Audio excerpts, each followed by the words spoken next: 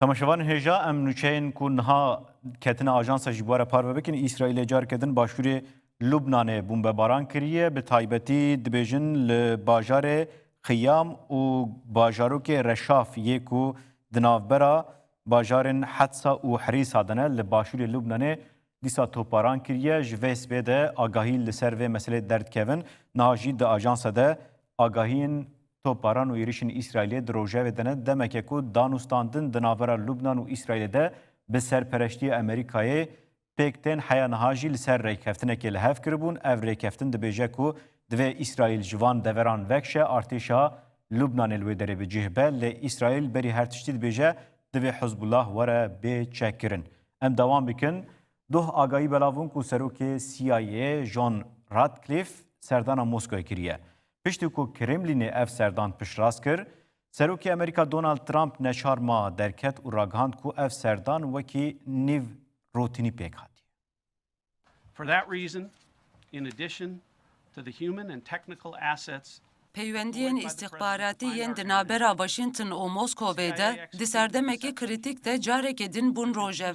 Rojnameyên Wall Street Journal û Politico piştrast dikin ku rêveberê CIAyê John Ratcliffe roja sêşemê bi dizî çûye Rusyayê.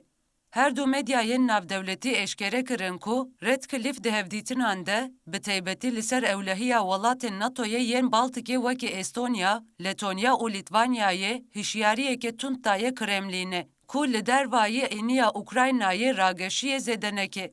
Di heman demê de şefe istihbaratê daxwaz kiriye ku Rusya piştgiriya xwe ya leşkerî û darayî ya ji bo Îranê kêm bike. Berdevkê Kremlînê Dmitry Peskov jî serdana Ratcliffe piştrast kir û diyar kir ku hevdîtin tenê di asta saziyên istihbaratê de pêk hatiye. Peskov destnîşan kir ku serokê Rusyayê Vladimir Putin bi Ratcliffe re hevdîtin pêkaniye. Berdevkê Kremlînê peywirdariya kanalên istihbaratê di qeyranên Kurd de wekî gavekê erenî nirxand.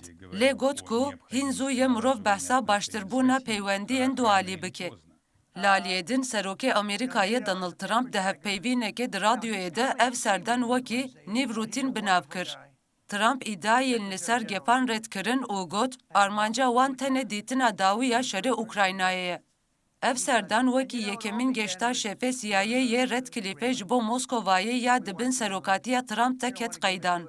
Serdana dawiya bi vî rengî di dawiya sala 2021 de ji aliyê rêveberê wê demê Williams Burns ve hatibû kirin. Burns wê demê bi fermana Joe Biden çû bû Moskowê da ku pêşî li şer bigire. Lêbelê Putin di 24 sîbara 2022 de êrîşa li ser Ukraynayê da dest pê kirin. Сейчас показывает там DC